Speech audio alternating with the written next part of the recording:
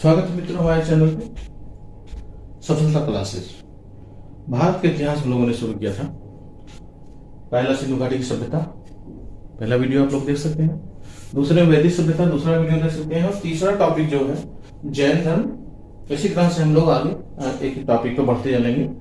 बाद में जब एंशिएंट हिस्ट्री यानी प्राचीन इतिहास पूरा हुआ तो उससे संबंधित जो एमसीक्यूज होंगे उसका एक वीडियो बनाया जाएगा। इसी तरह से मध्यकालीन का, आधुनिक कालीन का, फिर सभी का एक कंबाइन टॉपिक वाइज सारा कंबाइन भी किया जाएगा। एमसीक्यूज का भी अलग किया जाएगा और टॉपिक का भी। बाद में उनका भी एक समराइज्ड वीडियो जो है जारी किया जाएगा। मित्रों, आप हमारे वीडियो को देखते रहते हैं, इसको लाइक और सब्सक्राइब करते रहिए और आवश्यकता अनुसार जो कमेंट भी आप लोग करते रहिए। तो आज हम लोग देख रहे हैं तीसरा पार्ट, जैन धर्म। जैन धर्म में जो अवतार होते थे उनको तीर्थंकर कहा जाता था। जिस तरह से हिंदू धर्म में अवतार कहा जाता है, जैन धर्म में उनको तीर्थंकर कहा जाता है, मुस्लिम धर्म में उनको पैगंबर कहा जाता है। तो तीर्थंकर, अवतार या पैगंबर एक ही रूप है। तो जैन धर्म में कुल 24 तीर्थंकर हुए हैं। जो पहले तीर्थंकर थे ऋषभ देव, या इनको आदिनाथ के नाम से भी जाना जाता है। तो ऋषभ देव का वर्णन ऋग्वेद में भी मिलता है। पहले तीर्थंकर थे। और 23वें तीर्थंकर पार्श्वनाथ और 24वें तीर्थंकर महावीर स्वामी थे। तो कह सकते हैं कि जैन धर्म के संस्थापक थे ऋषभ देव, लेकिन वास्तविक संस्थापक जो जैन धर्म के थे उनको महावीर स्वामी जी को माना जाता है। तो महावीर स्वामी जी के संबंध में हम लोग पढ़ेंगे, देख लेते हैं कुछ उनके विषय में, और जैन धर्म से संबंधित पुस्तकों आदि के बारे में भी हम लोग देखते हैं। महावीर स्वामी, इनके पिता का नाम था सिद्धार्थ। इनके पिता का नाम था सिद्धार्थ और उनकी जो माता थी त्रिशला नाम था। और लिच्छवी, जो चेतक राजा थे लिच्छवी के, उनकी बहन थी। ये चेतक की बहन थी त्रिशला। इनकी पत्नी जो थी यशोदा उनका नाम था। और इन्होंने 30 वर्ष की अवस्था में ग्रह त्याग कर दिया था।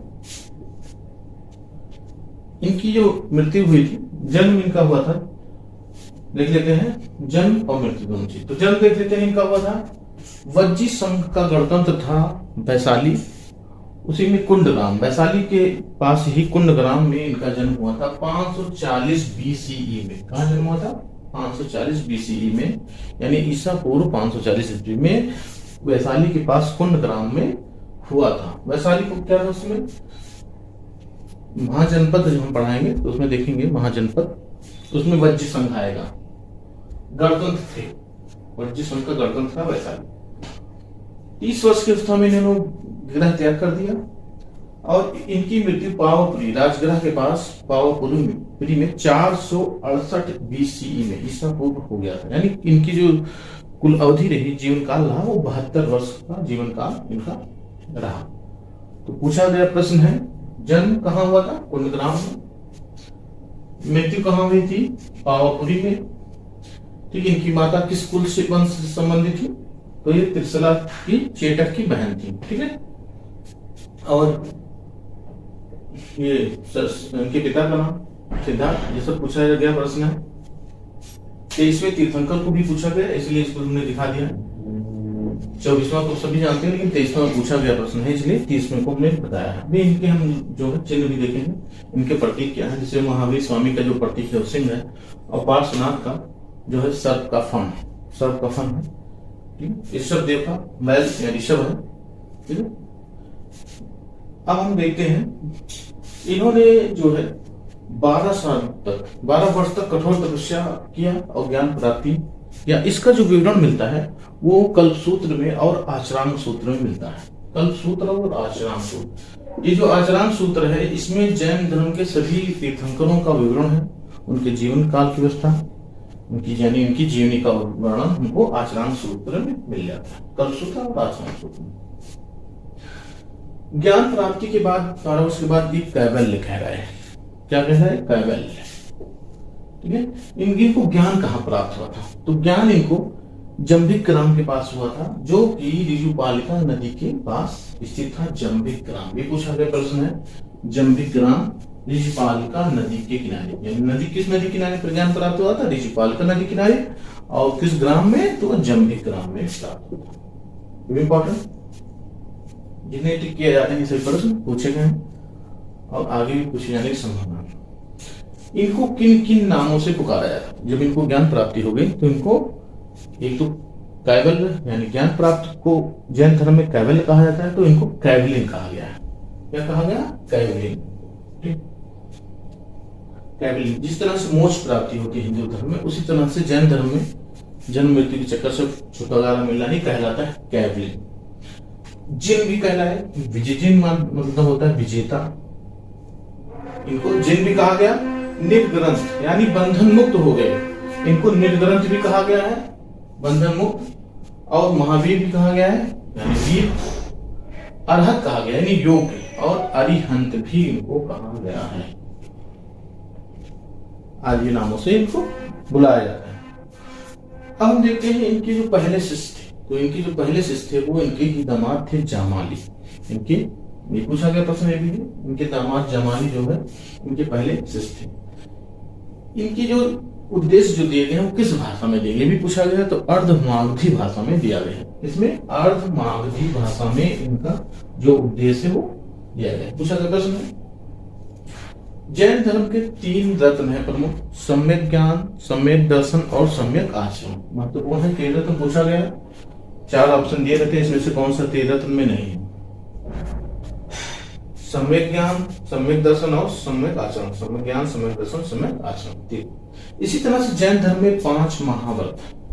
तो जो 5 महाव्रत हैं उसमें से 4 की स्थापना 23वें तीर्थंकर पार्श्वनाथ ने की थी, जबकि 5वें महाव्रत ब्रह्मचर्य की जो स्थापना की थी वो महावीर स्वामी ने की। कौन कौन से 5 हैं देख लेते हैं। अहिंसा, सत्य, अस्तेय, अपरिग्रह और ब्रह्मचर्य।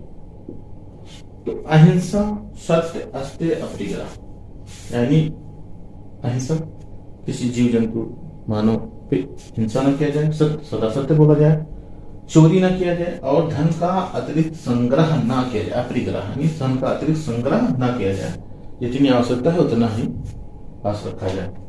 ब्रह्मचर्य यानी सबसे मुक्ति, ब्रह्मचर्य का पालन करना, गृहस्थ जीवन से इतर यानी ग्रह त्याग करना। 2 तरह का ग्रह त्याग करके भी ब्रह्मचर्य का पालन कर सकते हैं और घर पर रहकर भी। ये जैन धर्म के विवरण में लिखा हुआ है। ये सब चीजें आवश्यकता मुख्य परीक्षा के लिए होता था तैयारी, तब उसमें पढ़ाया जाता था। तो 4 का पार्श्वनाथ ने और 5वें का महावीर स्वामी ने किया था। महावीर स्वामी की जो मौलिक सिद्धांत है वो 14 ग्रंथों में वर्णित है। इनको पूर्व कहा जाता है। ये पूछा गया महावीर स्वामी के मौलिक ग्रंथ किसमें वर्णित है, तो उत्तर है पूर्व। जिनको कहा जाता 14 ग्रंथों में उनको पूर्व कहा जाता। बाद में इनका विभाजन हो गया, तो 12 अंग और 12 उपांगों में इनका विभाजन हो गया। पूर्व को 12 अंग और 12 उपांग में विभाजन हो गया। आगे हम लोग देखते हैं ये जो इनका उपदेश है उसमें कहा गया है आत्मा ईश्वर है। आत्मा है, आत्मा को तो इन्होंने माना है, लेकिन ईश्वर को इन्होंने कहा ईश्वर नहीं है, आत्मा है परंतु ईश्वर नहीं। पुनर्जन्म को भी मानते हैं और ये कर्म के सिद्धांत को भी मानते थे। वर्ण व्यवस्था का विरोध नहीं किया था। आध्यात्मिक विचार जो उनके हैं वो कपिल मुनि के सांख्य दर्शन से प्रभावित हैं। वैदिक में हमने बताया सांख्य दर्शन, सांख्य पद्धति किसकी है? कपिल मुनि की है। तो इनका जो विचार है आध्यात्मिक विचार वो कपिल मुनि के सांख्य दर्शन से ग्रहण किया गया। भद्रबाहु की एक रचना है कल्पसूत्र। इसमें कल्पसूत्र में जैन तीर्थंकरों का वर्णन है। जैसे कि मैंने यहाँ बताया था कल्पसूत्र में जैन तीर्थंकरों का वर्णन है। सभी जैन तीर्थंकरों का कल्पसूत्र किसकी रचना है पूछा गया है, तो कल्पसूत्र रचना है भद्रबाहु की। ठीक है, ये पूछा गया है। तीरथ पूछा गया है, 5 आरोह पे प्रश्न आ चुका है। जैन ग्रंथ की जो भाषा है कौन सी भाषा है? प्राकृतिक भाषा है। यानी जैन ग्रंथ जो लिखे गए हैं वो प्राकृत भाषा में लिखे गए हैं। लेकिन उपदेश जो दिया गया था वो अर्धमागधी भाषा में, लेकिन जो जैन ग्रंथ लिखे गए हैं वो प्राकृत भाषा में। इसी तरह से जब हम लोग बौद्ध धर्म पढ़ेंगे तो उसमें जो बौद्ध ग्रंथ लिखे गए हैं वो पाली भाषा में लिखे गए हैं। तो जैन ग्रंथ प्राकृत भाषा में और बौद्ध ग्रंथ पाली भाषा में लिखे हैं। हम लोग आगे देखेंगे है क्या इन ग्रंथों में। इनके वहाँ जो तीर्थंकर हैं उनकी जीवनियां हैं, उनके उपदेश हैं, और उसमें उस समय की सामाजिक, आर्थिक और राजनीतिक दशाओं का विवरण भी मिलता है। उसमें कैसी स्थिति थी, सामाजिक, आर्थिक और राजनीतिक, इन सब का वर्णन उसमें मिलता है जैन ग्रंथों में। अब कुछ प्रमुख जैन ग्रंथ, इनका संकलन जो हुआ था दूसरी जैन संगीति में हुआ था। दो जैन संगीति हुई थी। पहली जो जैन संगीति हुई थी वो 512 ईस्वी पूर्व हुआ था, 512 ईस्वी में हुआ था दूसरी, और पहली जो हुई थी वो पाटलिपुत्र में 322 से 298 बीसीई में हुआ था। पहला पाटलिपुत्र में, पहला पाटलिपुत्र में 322, पाटलिपुत्र बिहार में, पटना जो अब कहलाता है, 322 से 298 बीसी में, यानी ईसा पूर्व में हुआ था पहला। और उस समय उसके अध्यक्ष थे स्थूलभद्र। कौन थे? स्थूलभद्र। स्थूलभद्र वहीं रह गए थे, और एक थे भद्रबाबू, आगे हम लोग देखेंगे और सीखना पड़ेगी। तो दूसरी जो जैन संगीति हुई थी वो हुआ था, वहां पे जो है जैन ग्रंथों का संकलन हुआ था और उनका लिपिबद्ध किया गया था, उनकी यानी लेखन हुआ था दूसरी जैन संगीति में। और दूसरी जैन संगीति जो हुई थी 512 ईस्वी में हुई थी, वल्लभी, गुजरात के वल्लभी नामक स्थान पर हुई थी। और जो इसके अध्यक्ष थे देवर्धि क्षमा शर्मण, इसके अध्यक्ष पूछा गया है। पहली समिति का अध्यक्ष स्थूलभद्र, दूसरी समिति का अध्यक्ष देवर्धि क्षमा शर्मण। इसमें जो कुछ प्रमुख जैन ग्रंथों का संकलन किया गया था उसका वर्णन यहाँ पर हम लोग देख लेते हैं। परिशिष्ट वर्णन, परिशिष्ट पर्वन का किया गया था, आचरण सूत्र का किया गया था, कल्प सूत्र का किया गया था, भगवती सूत्र का किया गया था, उवास दत्त साओ सूत्र का किया गया था, पुरुष चरित्र का किया गया था, भद्रबाहु चरित्र का, और त्रिष्टि सागा का सूत्र का संकलन किया गया था। पहली जैन संगीति में जो एक प्रमुख घटना घटी थी, इस समय जैन धर्म दो संप्रदायों में बढ़ गया था। एक था श्वेतांबर और दूसरा था दिगंबर। तो श्वेतांबर वे थे जो श्वेत वस्त्र पहनते थे। जैन धर्म के जो दो प्रमुख भाग हैं वो है श्वेतांबर और दिगंबर। तो जो सफेद कपड़े पहनते हैं जैन धर्म में उनको श्वेतांबर कहते हैं, और जो जैन नग्न रहते हैं यानी नंगे रहते हैं, कपड़ों का त्याग कर दिया था जिन्होंने, वे दिगंबर कहलाते हैं। दिगंबर का मतलब होता है जिनकी वस्त्र दिशाएं, दिशाएं हैं जिनका वस्त्र है उनको दिगंबर कहा गया था। श्वेतांबर जो श्वेत अंबर में कपड़ा होता है, सफेद कपड़ा जो पहनते हैं उनको श्वेतांबर कहते हैं। अब हम कुछ जैन धर्म के तीर्थंकर और उनके जो संकेत यानी प्रतीक चिन्ह है उनके बारे में हम लोग देख लेते हैं यहाँ पे। तो पहले जैसे हमने बता भी दिया था, ऋषभदेव या आदिनाथ, जिनका वर्णन ऋग्वेद में मिलता भी है। क्वेश्चन पूछा गया है कि किस तीर्थंकर का वर्णन ऋग्वेद में मिलता है, तो ऋषभदेव का वर्णन ऋग्वेद में मिलता है, ये पूछा गया प्रश्न।